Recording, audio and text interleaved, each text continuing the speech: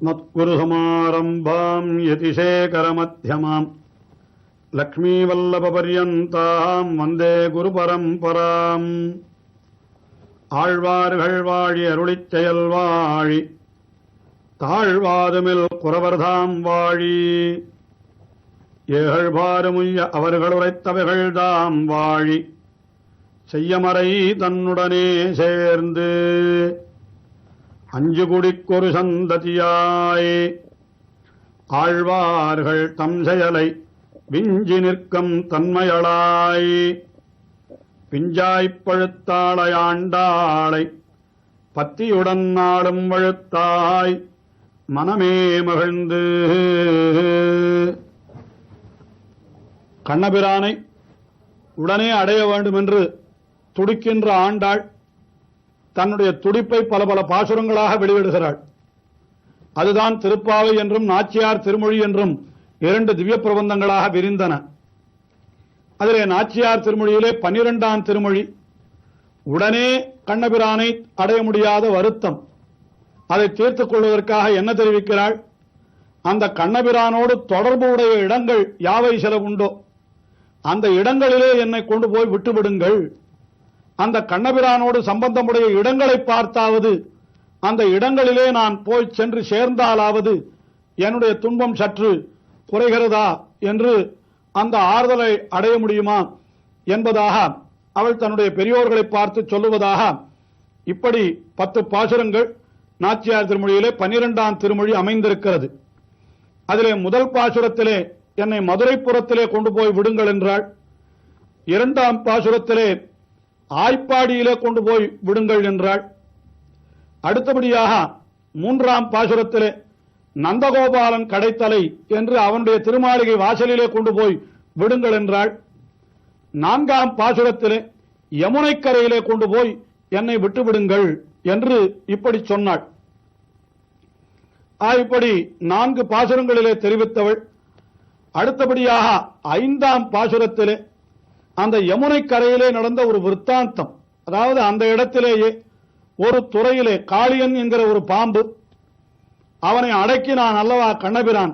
அந்த இடத்திலே, அதாவது அந்த காளியன் நர்த்தனம் செய்த இடத்திலே கொண்டு போய் என்னை விட்டுவிடுங்கள் இப்படி அடுத்த பாசுரத்திலே தெரிவிக்கிறாள். 5ஆம் பாசுரத்திலே ஆர்க்கும் என்னோயிர் அறியலாகாதே அம்மனமே குழதிப்படாதே கார்கடல் வண்ணன் என்பான் ஒருவன் கைகண்ட யோகம் தடவத்தீரும் நேர்கரன் கணம்பயேறி காளியன் ஒத்தையல் நட்டம் பாய்ந்து போர்க்கடமா நிறுத்தம் செய்தான் பொய்கை கரை கண்ணையொடுமேன். ஆர்க்கும் இந்நோய் இது அறியலாகாது. இந்த பெரியவர்கள் எல்லாம் கேட்கிறார்கள், அம்மா அப்படி என்ன உனக்கு துக்கம்? நாங்களும் தான் இருக்கிறோம், எங்களுக்கெல்லாம் இப்படி ஒன்று ஏற்பட்டதாக தெரியவில்லையே, நீ மட்டும் ஏன் இப்படி கிடந்து படுகிறாய் என்று கேட்டிருப்பார்கள் போலும். உடனே அவள் சொல்லுகிறாள், எனக்கு வந்திருக்கிற நோயை உங்களால் அறிய முடியாது. ஏற்கனவே சொன்னாள் அல்லவா ஊமையரோடு செவிடர் வார்த்தை என்று முதலேயே தெரிவித்து விட்டாள். ஆயினாலே எனக்கு வந்திருக்கிற நோய் இது எப்படிப்பட்ட நோய் என்றால் இது ஆர்க்கும் இந்நோய் இது அறியலாகாது. இந்த நோய் இருக்கிறது, இது ஆர்க்கும் அறியலாகாது. இது ஒருவராலும் உணர்ந்து கொள்ளவே முடியாது. மற்ற நோய்களுக்கெல்லாம் ஏதோ ஒரு மருந்தை சாப்பிட்டால் அது தீர்ந்து விடுகிறது. அதுபோல் உனக்கும் இந்த நோய்க்கும் ஏதாவது நாங்கள் மருந்தை கொடுத்து விடுகிறோம், அந்த மருந்தை சாப்பிட்டால் உனக்கும் கூட வியாதி தீராமலா போய்விடும் என்று அவர்கள் சொன்னார்கள். உடனே சொல்லுகிறாள், அம்மா அப்படியெல்லாம் மருந்தினாலே குணமடைகிற வியாதி இதுவல்ல, பின்ன இந்த வியாதிக்கு என்ன வழி என்று கேட்டால் உடனே சொல்லுகிறாள், கார்கடல் வண்ணன் என்பான் ஒருவன் கைகண்ட யோகம் தடவத்தீரும். இந்த கார்கடல் வண்ணன் என்றால் கரிய கடல் போன்ற நிறத்தை உடையவன், அதாவது கண்டாருக்கெல்லாம் மனத்தை குளிர வைக்கக்கூடியதாக இருக்கக்கூடிய அந்த கடல் போன்ற நிறத்தை உடையவன்.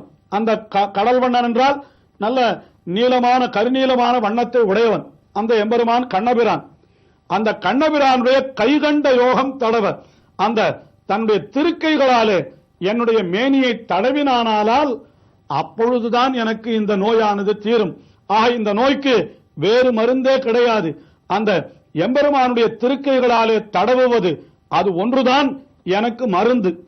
அப்படிப்பட்ட அந்த எம்பெருமான் வந்து என்னுடைய மேனியை தடவினானால் நிச்சயமாக நான் குணமாகி விடுவேன். ஆகினாலே நீங்கள் என்ன செய்ய வேண்டும்?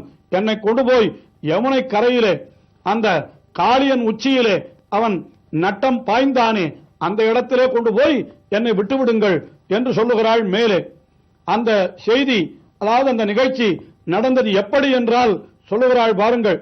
அந்த நீர்க்கரை நின்ற கடம்பையேறி காளியன் உச்சியில் நட்டம் பாய்ந்து, நீர்க்கரை நின்ற, அதாவது காளியன் என்கிற ஒரு விஷப்பாம்பு அந்த மடுவிலே இருந்து கொண்டு எல்லோருக்கும் துன்பத்தை விளைத்துக் கொண்டிருந்தான்.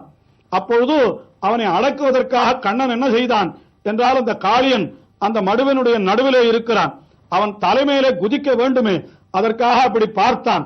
அந்த அந்த யமுனா நதியிலே மடுவின் கரையிலே அந்த ஒரு இடத்திலே ஒரு கடம்ப மரம் இருந்ததாம். அந்த கடம்ப மரத்திலே ஏறினான். அந்த கடம்ப மரத்திலிருந்து காளியனுடைய தலையிலே குதித்தானாம். அதைத்தான் சொல்லுகிறாள் இங்கே பாசுரத்திலே. நீர்க்கரை நின்ற, கரையிலே நின்ற கடம்பம் என்ற மரம், அந்த கடம்ப ஏறி காளியன் உச்சியில் பாய்ந்தான்.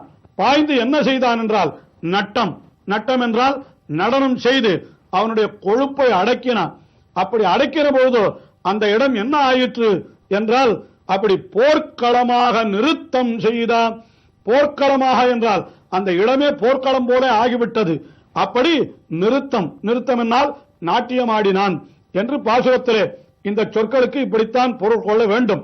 ஆக போர்க்களம் ஆகும்படியாக நிறுத்தம் செய்த பொய்கை கரை, அந்த பொய்கை கரையிலே என்னை கொண்டு போய் விட்டுவிடுங்கள் என்கிறாள் ஆண்டாள். இங்கே போர்க்களமாக என்பதற்கு ஸ்ரீ பராசர பட்டர் மிகவும் அற்புதமான ஒரு அர்த்தத்தை காட்டினார். அங்கே கண்ணன் காளியன் தலையிலே நடனமாடினானே அது போர்க்களம் போல இருந்ததா என்றால் அது மிகவும் அழகாக இருந்தது. அவன் கண்டாரெல்லாம் இதை கண்டு ஆனந்திக்கும்படியாகத்தான் இருந்தது. அப்படி இருக்கிற பொழுது போர்க்களமாக என்று சொல்ல வேண்டிய அவசியம் என்ன என்று கேட்டுக்கொண்டு கண்ணன் காளியன் தலையிலே பாய்ந்தான் என்று கேட்டவுடனே திருவாய்ப்பாடியில் இருக்கிற அத்தனை பேரும் ஐயோ கண்ணனுக்கு என்ன ஆபத்து வந்து விடுமோ என்று அஞ்சி ஓடி அந்த பொய்கைக்கரைக்கு வந்து சேர்ந்தார்களாம். அப்படி வந்து சேருகிற பொழுது காளியனுடைய தலையிலே கண்ணபிரான் நிற்பதை பார்த்தவுடனே ஐயோ காளியன் மிகவும் கொடியவன் ஆயிற்றே, இந்த கண்ணபிரானுக்கு என்ன ஆபத்து வந்து விடுமோ என்று நினைத்து அவரவர்கள் ஆங்காங்கே இருந்த நிலையிலேயே அந்த கரையிலேயே மயங்கி விழுந்து விட்டார்களாம். அப்படி ஒவ்வொருவரும் அந்த 5 லட்சம் குடியில் உள்ள ஆயர்கள் அத்தனை பேரும் அந்த கரையிலே அப்படி மயங்கி விழுந்திருப்பதை பார்க்கிற பொழுது போர்க்களத்திலே வீரர்கள் பட்டு கிடப்பது போல என்றோ இருக்கிறது. ஆயினாலே அந்த பொய்கை கரை அந்த இடத்திலே போர்க்களம் போல காட்சியளித்தது என்று இப்படி அழகான பொருளை பராசர பட்டர் அருளி செய்தாராம். அப்படிப்பட்ட அந்த பொய்கை கரைக்கு என்னை கொண்டு போய் விட்டுவிடுங்கள் என்று இந்த பாசுரத்திலே தெரிவித்தாள். அதற்கு மேலே அடுத்த பாசுரத்திலே அடுத்த விஷயம் தெரிவிக்கிறாள். என்ன தெரிவிக்கிறாள் என்னால், பக்த விலோச்சனம் என்னும் ஒரு இடமாம், அந்த இடத்திலே கொண்டு போய் என்னை விட்டுவிடுங்கள் என்று தெரிவிக்கிறாள். கார்த்தன் முகிலும் கருவிளையும் காயா மலரும் கமலப்பூவும் ஈர்த்திடுகின்றன வெண்ணை வந்திட்டு இருடி கேசன் பக்கல் போகே என்னே பதித்து வயிறலைந்து வேண்டடிது உண்ணம் போது ஈதண்டு பார்த்திருந்து நடுநோக்கு கொள்ளும் பக்த விலோதனத்தை தொடுவேன். சுற்றி இருக்கிற இடங்களெல்லாம் பார்த்தால் அந்த கண்ணபிரானுடைய திருமேனி அழகை நினைவூட்டும்படியாக பல விஷயங்கள் தெரிவிக்கின்றதாம். கார்த்தன் முகில் என்றால் மிகவும் கரியதான மேகங்கள், அதற்கு மேலே கருவிளை, அதுவும் கரிய நிறத்திலே இருக்கக்கூடிய புஷ்பம், அது ஒரு பூ, காயாமலரும் கமலப்பூவும் என்று தாமரை பூக்கள் அந்த எம்பெருமானுடைய அவயவங்களை நினைவூட்டுகின்றன. இப்படிப்பட்ட இந்த எம்பெருமானுடைய கார்த்தன் முகில், கருவிளை, காயாமலர், கமலப்பூ இவைகளெல்லாம் என்ன தெரிவிக்கின்றது என்றால் எம்பெருமானுடைய திருமேனி அழகை, எம்பெருமானுடைய அவயவங்களுடைய அழகை நினைப்பூட்டி இருடி பேசன் பக்கல் போகு என்று அந்த எம்பெருமானிடத்திலே நீ போய் சேர், எம்பெருமானிடத்திலே போய் சேர் என்று என்னை அப்படி வழிகாட்டுகின்றனவே.